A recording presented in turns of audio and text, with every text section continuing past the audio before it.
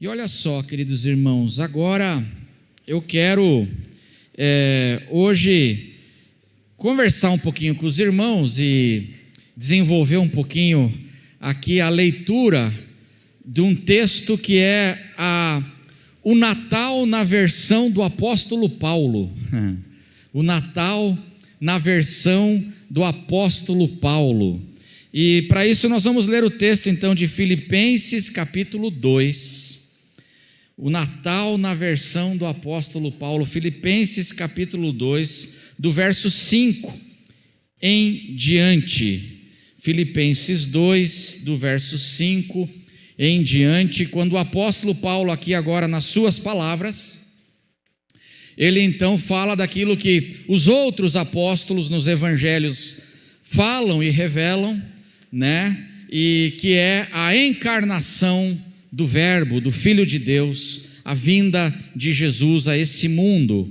E o apóstolo Paulo diz assim em Filipenses capítulo 2, versos 5 e seguintes: tenham entre vocês o mesmo modo de pensar de Cristo Jesus, que, mesmo existindo na forma de Deus, não considerou o ser igual a Deus algo que deveria ser retido a qualquer custo. Pelo contrário, ele se esvaziou, assumindo a forma de servo. E aí vem o Natal, tornando-se então semelhante aos seres humanos, se tornando um ser humano. Ele se esvaziou, mesmo ele sendo igual a Deus, ele se esvazia e assumindo a forma de servo, e torna-se então um ser humano, semelhante aos seres humanos.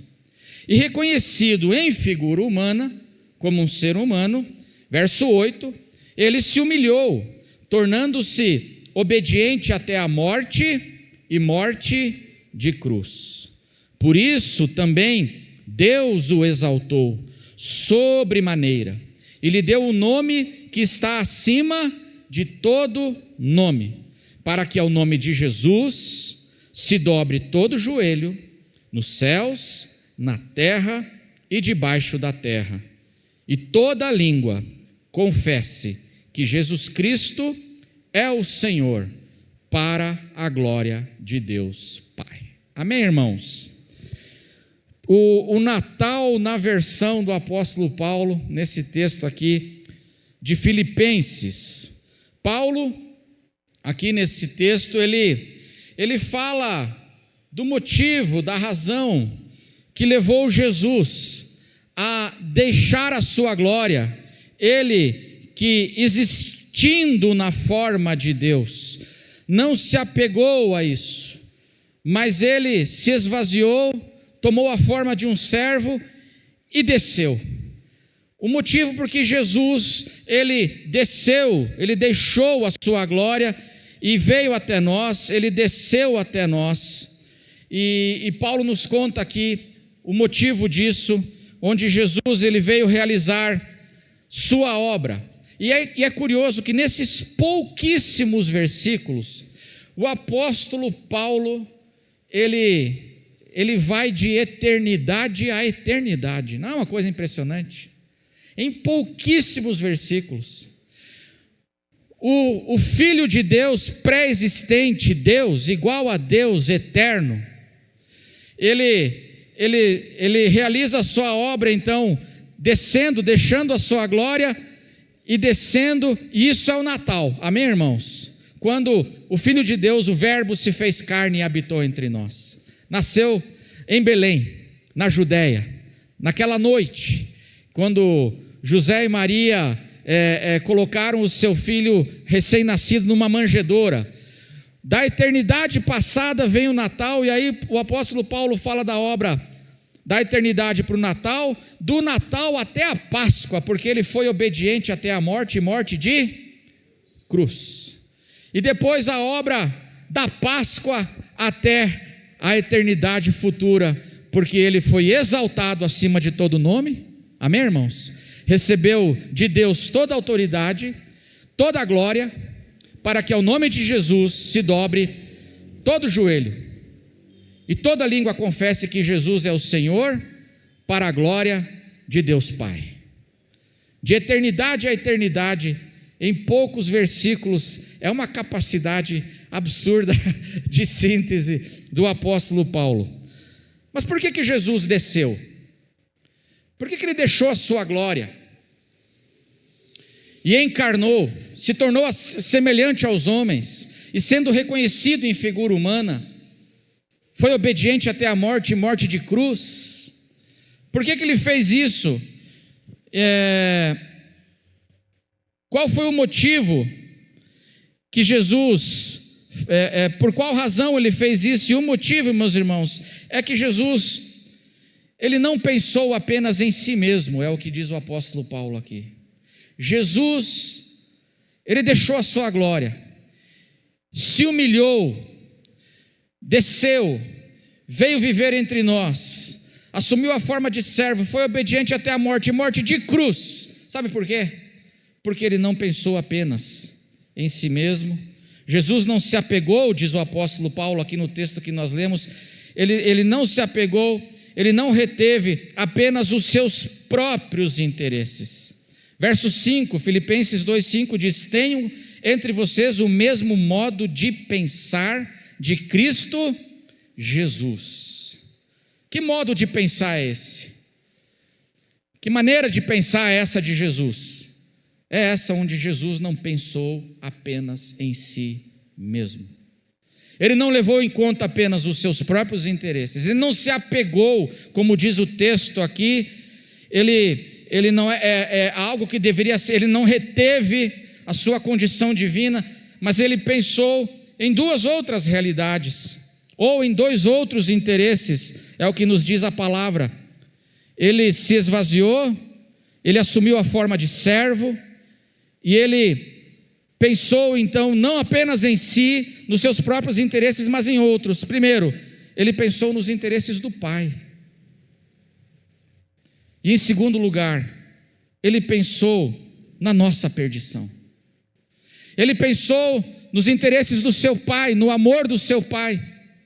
E ele também pensou, não pensou só em si, e por isso ele não reteve essa sua condição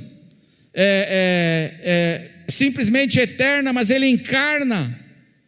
Ele fez isso porque ele pensa nos interesses, no amor do Pai, no quanto o Pai se preocupa, o quanto o Pai busca o amor do Pai pelos seus filhos.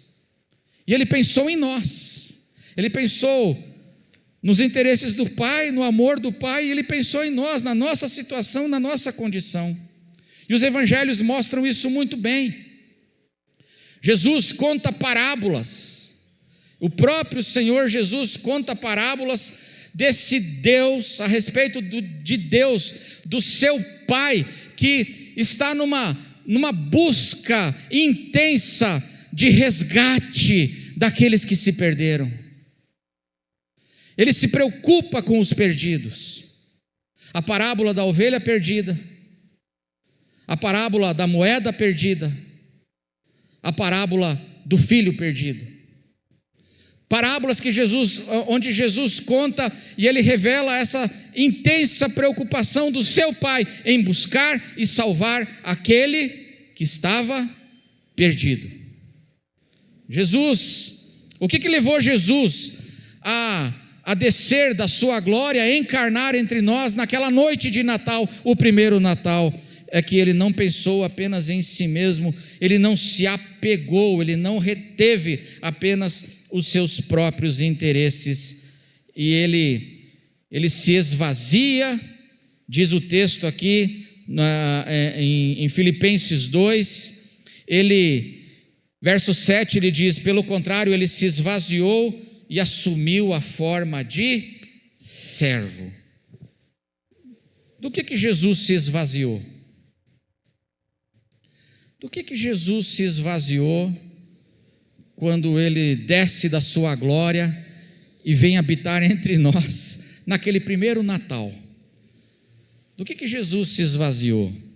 Será que ele se esvaziou da sua divindade? Ele se esvaziou da sua divindade, ele se esvaziou de ser igual a Deus, porque o verso 6, veja aí, que Filipenses 2,6 fala que ele, mesmo existindo na forma de Deus, não considerou o ser igual a Deus, ele era igual a Deus. Jesus se esvaziou de ser igual a Deus? Será que Jesus ele se esvaziou dos seus atributos divinos? Por exemplo, ele se esvaziou da sua onipotência? Ele se esvaziou da sua onisciência? Porque no Evangelho, às vezes, tem textos que dão a entender que Jesus, ele se esvaziou da sua onisciência. Vocês lembram daquela história da figueira? Quando Jesus, ele secou aquela figueira, na última semana da Páscoa lá, quando ele seca a figueira, diz que Jesus olhou para a figueira e ele foi até lá para ver se tinha fruto. E aí ele chegou lá e tinha fruto? Só tinha folha. Ué, Jesus, o senhor não sabia que não tinha fruto?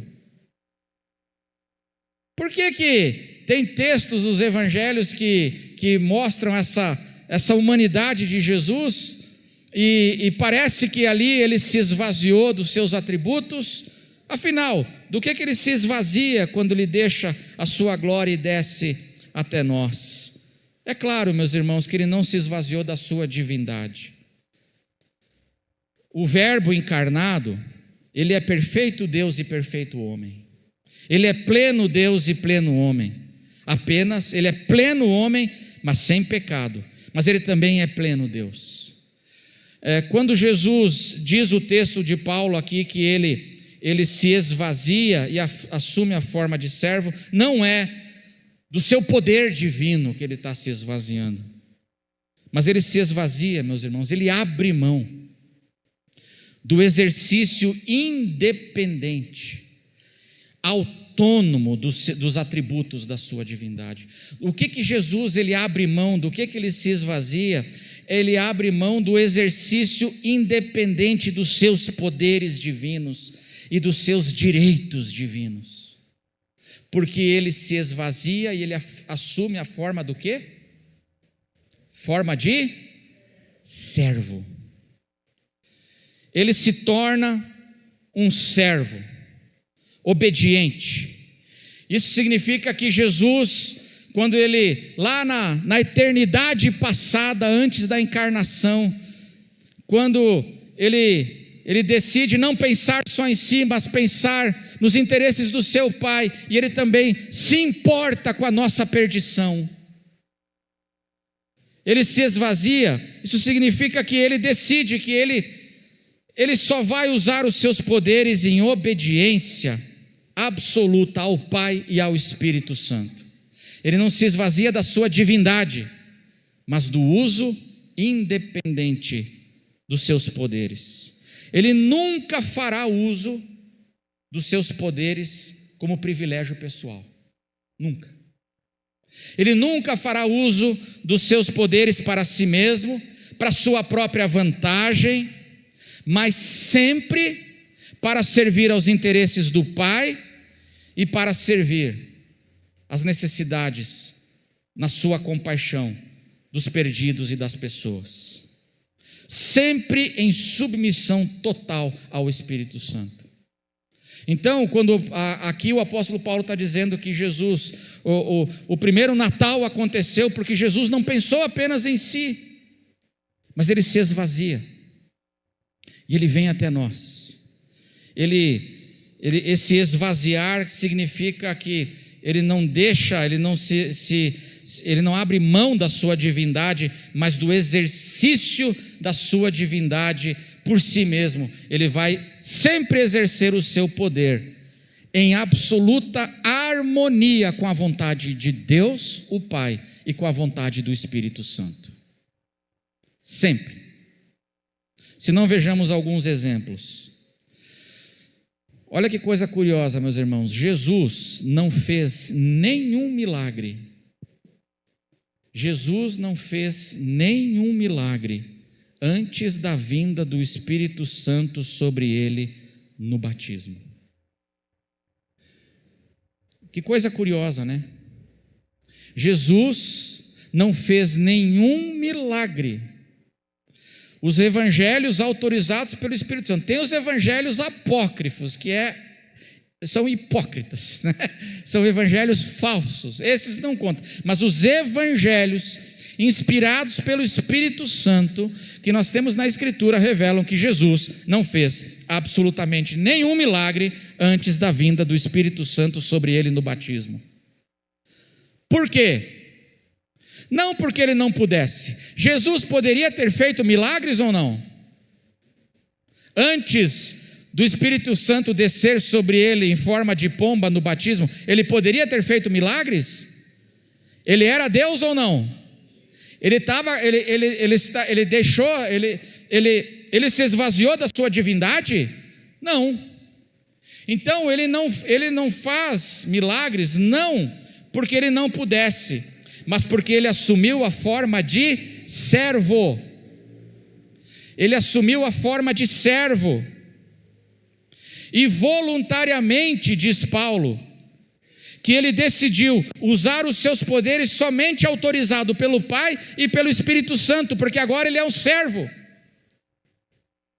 E conquanto ele seja Deus, ele decidiu se submeter totalmente à vontade de Deus. E só se o Pai pedir e autorizar é que ele usa o seu poder, senão não. E por isso que ele não faz nenhum milagre. Ele poderia ter feito. Por exemplo, os evangelhos deixam muito claro que Jesus tinha consciência total da sua divindade e da sua filiação de Deus quando ele tinha 12 anos de idade, naquela visita que ele fez para o templo em Jerusalém. Lembra daquela história quando José e Maria perderam ele no caminho? Se perderam de Jesus, né? E aí andaram e aí voltaram desesperados para Jerusalém. Jesus tinha 12 anos de idade e aí o José e a Maria, e o texto de Lucas diz que era José e Maria, encontraram o menino no templo e falaram assim, a mãe perguntou, por que você fez isso com a gente? Qual foi a resposta de Jesus? Ora, por que você está perguntando isso? Você não sabia que eu devia estar na casa do meu pai? Aos 12 anos, Jesus já tinha consciência de quem ele era, da sua identidade, como o Verbo encarnado. O mesmo evangelho de Lucas diz que Jesus vai começar o seu ministério aos 30 anos. Veja que coisa curiosa. Aos 12 anos, José e Maria estão lá. Aos 30 anos, não se fala mais no nome de José. Por quê? Só Maria. Porque em algum momento entre os 12 anos e os 30, quando ele começa, José, o pai adotivo de Jesus, morreu. Você pode ver, depois dos 30 anos, não aparece mais José. Só aparece Maria. Porque o pai dele, em algum momento, morreu. A pergunta é, por que Jesus não salvou o pai dele?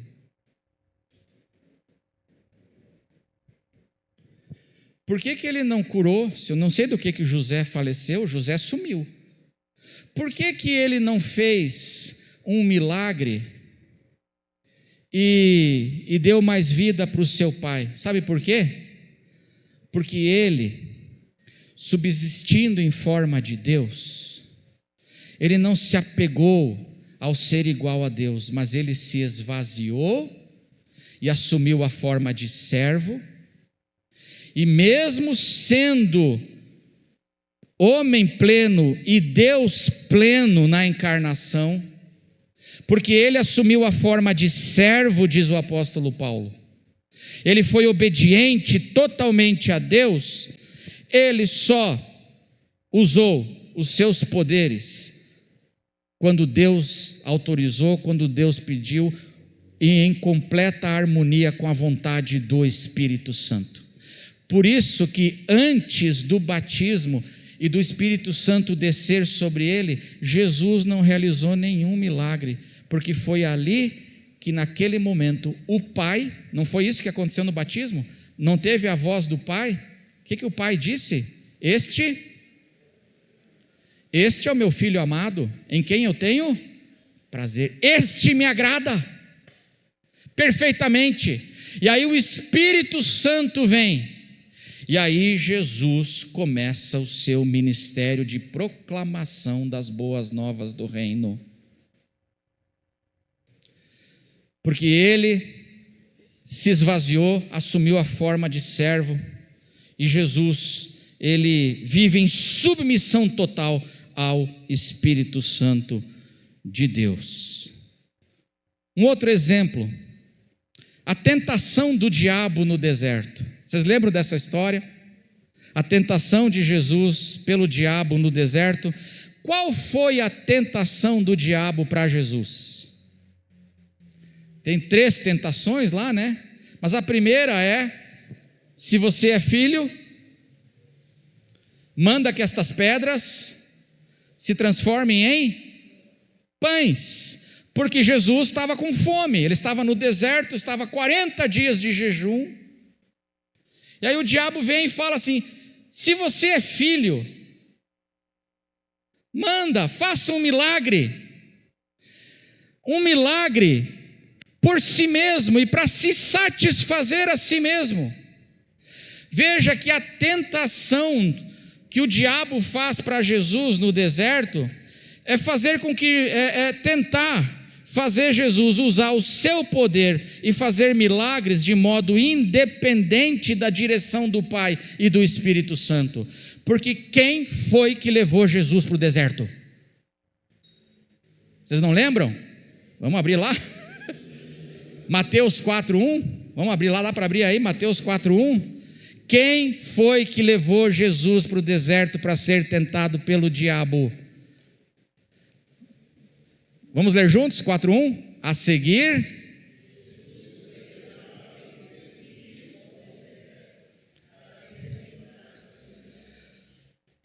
e aí você, Jesus, agora eu tô levando você para o deserto, e você vai ter que aguardar do Pai a provisão, porque o texto da tentação termina dizendo que os anjos de Deus vieram e o serviram.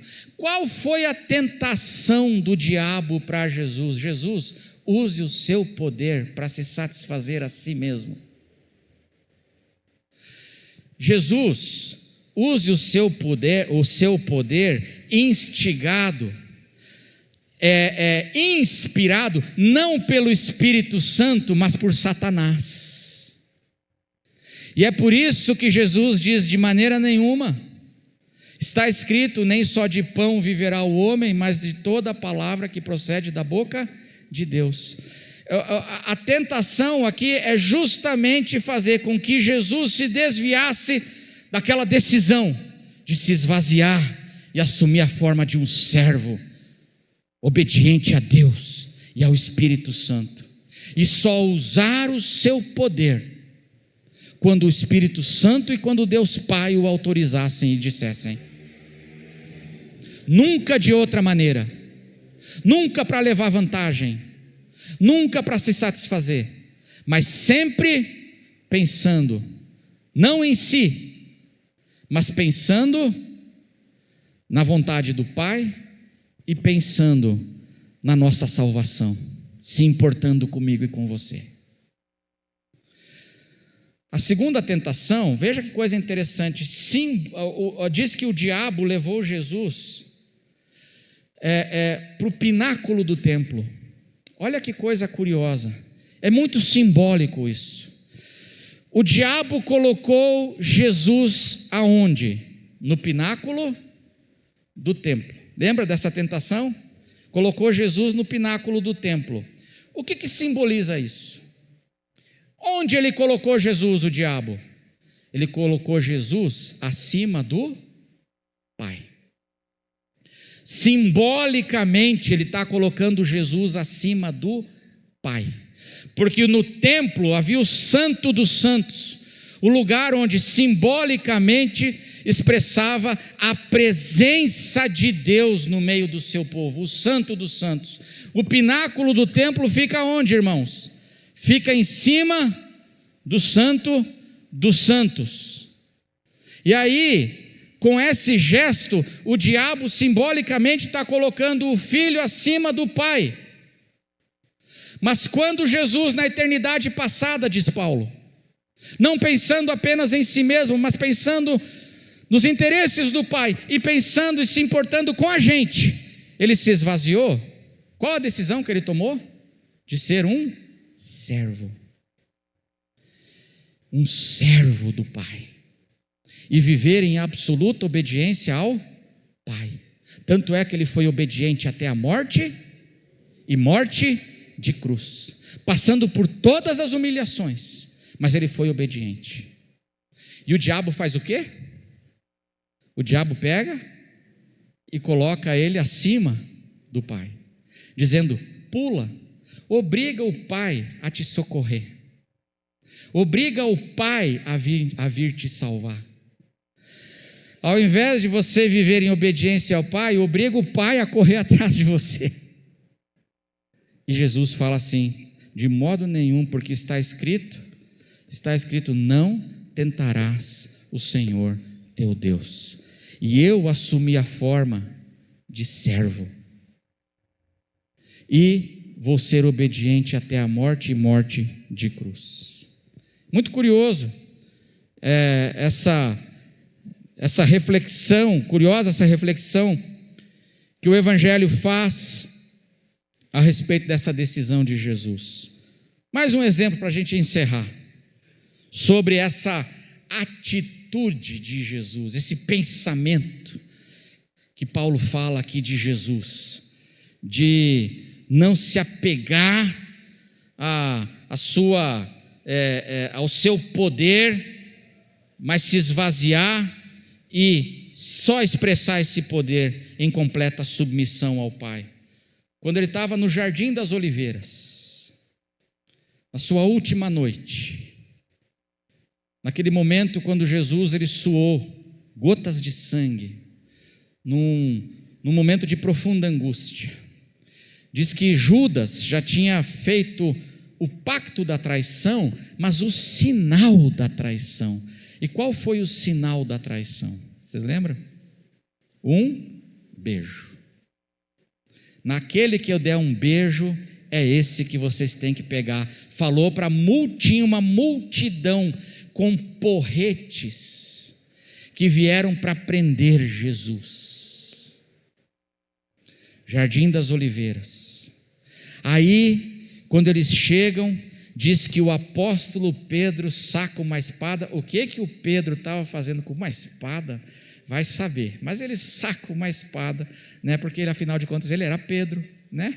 Ele saca a espada e ele corta a orelha de um dos servos do sumo sacerdote que veio prender Jesus. Lembra dessa história?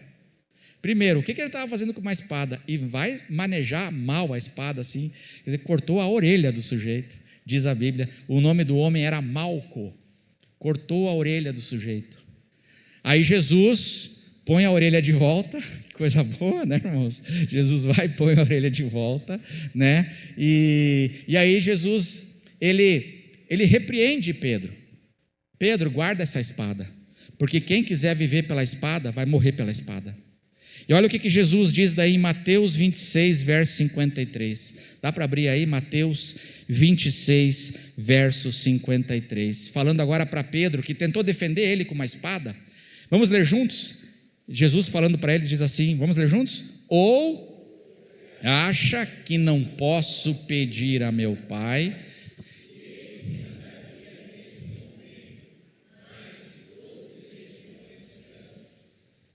Pedro, você com essa sua espada, guarda isso, porque você acha, Pedro, que eu não poderia pedir para o meu Pai, e Ele mandaria imediatamente 12 legiões, mais de 12 legiões de anjos, que me guardariam dessa hora. Mas olha o que diz o verso 54, por que ele não pede? Por que Jesus não pede? Mateus 26, 54, mas como então se cumpririam as escrituras que dizem que é assim que deve acontecer? E se as escrituras do meu Pai dizem que é assim, eu escolhi na eternidade me esvaziar e ser um servo. E achado como servo em forma humana, ser obediente até a morte, e morte de cruz. Eu poderia pedir para o meu Pai. Por que Jesus não pede? É porque Ele não pode? Não, é porque Ele voluntariamente se entregou.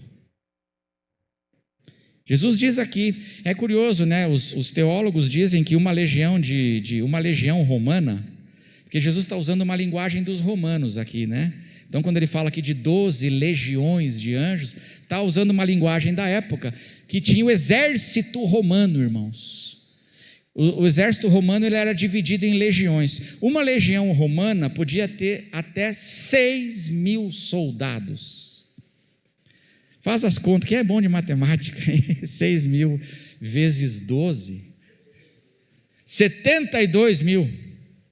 Irmão, já pensou a chacina que ia ser aquele negócio ali? Se ele clamasse ao Pai, 72.000 anjos fortemente armados, comparando com a legião romana, que eram soldados altamente equipados com armas para a guerra.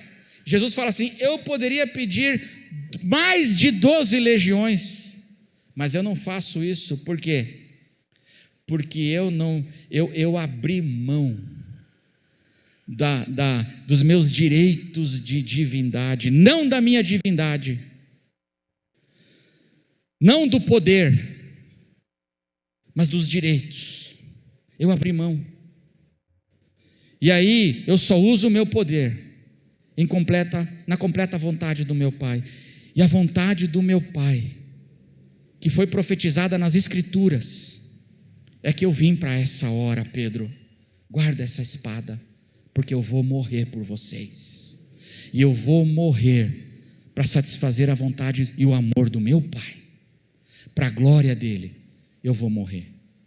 Essa é a atitude que Paulo diz aqui do primeiro Natal. Esse é o Natal do apóstolo Paulo, profundo, né, irmãos? Esse é o Natal do apóstolo Paulo. E, noutras palavras, e eu vou caminhar para o encerramento, noutras palavras, Jesus fez exatamente o contrário do que Adão fez.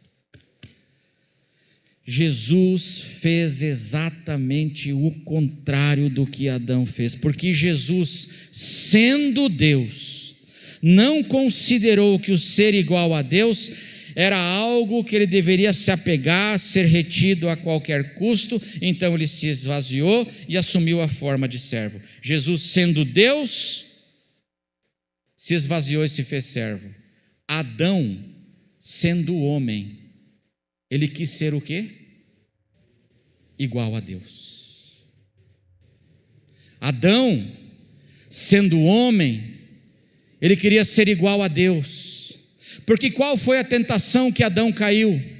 Adão e Eva, e que desgraçou a raça humana, foi quando a serpente disse assim: e sereis como Deus, conhecedores do bem e do mal. Você, Adão, você vai ser igual a Deus, você vai ser como Deus, você toma as decisões, você não precisa se submeter a ninguém, a nada. É você, Adão, de modo autônomo, você vai decidir sozinho o que é o bem e o que é o mal. Quando você comer dessa árvore, você vai receber esse poder, e você vai ser autônomo, e você não vai mais precisar se submeter a Deus. Adão, sendo homem, quis ser igual a Deus e caiu. Jesus, sendo Deus, se esvaziou, se fez servo e nos redimiu. Jesus, na sua encarnação, no Natal, primeiro Natal, ele fez exatamente o contrário daquilo que Adão tinha feito no jardim do Éden. Para nossa salvação. Tudo isso por quê? Porque ele não pensou apenas em si mesmo. Ele pensou nos interesses e no amor do seu Pai. E Ele pensou na gente. Ele se preocupou comigo e com você. E por isso Ele fez isso tudo, diz a palavra de Deus. E o que isso tem a ver com a gente hoje? Essa que é a questão. Tudo isso para chegar agora e dizer, o que é que isso tudo tem a ver com você, igreja? Comigo e com você nessa noite. É que o apóstolo Paulo diz em Filipenses 2,5, eu pedi para colocar Filipenses 2,5, que a gente deve ter Jesus como nosso modelo. Vamos ler juntos Filipenses 2,5? Tenham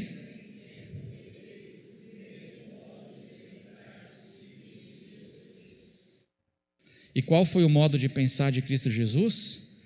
O modo de não pensar somente em, mas considerar aquilo que é dos outros, o bem dos outros. Os interesses do seu Pai e se importou com a gente, com as nossas necessidades, com a nossa perdição. Esse é o modo de pensar de Cristo Jesus.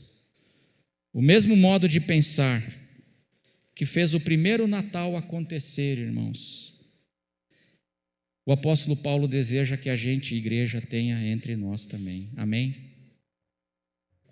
Que a gente não pense só na gente. Que a gente não pense, não fique em si mesmado, pensando só nos meus direitos. Que eu não seja como Adão, que pensando somente em si quis ser igual a Deus, autônomo, mas que o mesmo modo de pensar de Cristo também esteja na gente, e que eu aprenda a abrir mão para a glória do Pai, abrir mão por causa dos interesses do Pai, para satisfazer a vontade do nosso Pai, abrir mão também e me tornar um servo obediente, pensando também nos interesses dos meus irmãos, nas questões dos meus irmãos, não pensar só em mim, mas pensarmos uns nos outros.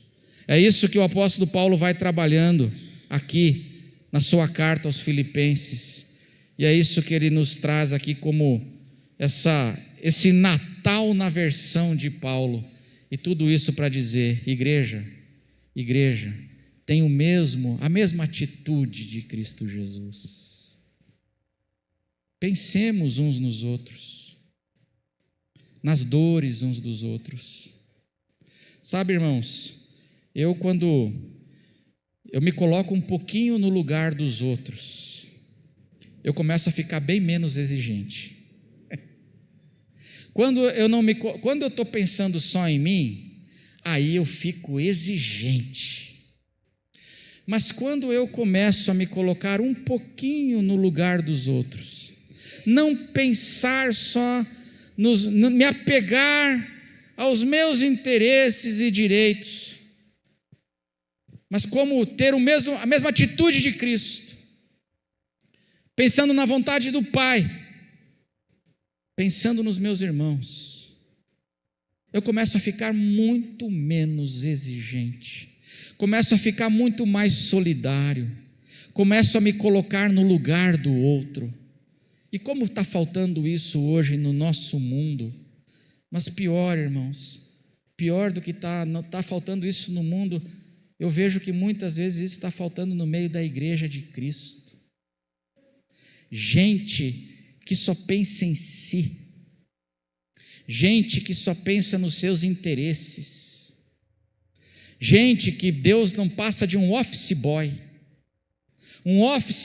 que existe para me satisfazer os meus caprichos, satisfazer minhas necessidades, e ai dele, hein, se ele não me satisfazer, eu vou para outra religião, ai dele. Como está faltando, não é só no mundo, às vezes está faltando no meio da igreja de Jesus, e por isso que o apóstolo Paulo vai dizer, igreja, que entre nós O pensamento que vai haver entre nós é o mesmo pensamento que houve em Cristo Jesus. Aquele que não pensou somente em si, não se apegou aos seus direitos e apenas aos seus interesses, mas ele se esvaziou e se fez servo. Amém? Primeiro Natal é um convite para nós lembrarmos que nós estamos aqui para fazer como Jesus, servirmos uns aos outros, conforme a vontade dele, porque ele foi exaltado. O texto termina dizendo que ele foi exaltado. Para que o quê, meus irmãos? Para que ao nome de Jesus se dobre todo o joelho, nos céus, na terra e debaixo da terra. Não é o meu nome que vem em primeiro lugar. Não são os meus caprichos e vontades que vêm em primeiro lugar. Agora, o nosso Senhor está exaltado para que a gente se dobre e faça a vontade dEle. E a vontade dEle é que eu e você, voluntariamente, em amor, a gente não pense só na gente, mas a gente pense nos interesses e nas necessidades dos nossos irmãos. Amém, irmãos? Vamos orar?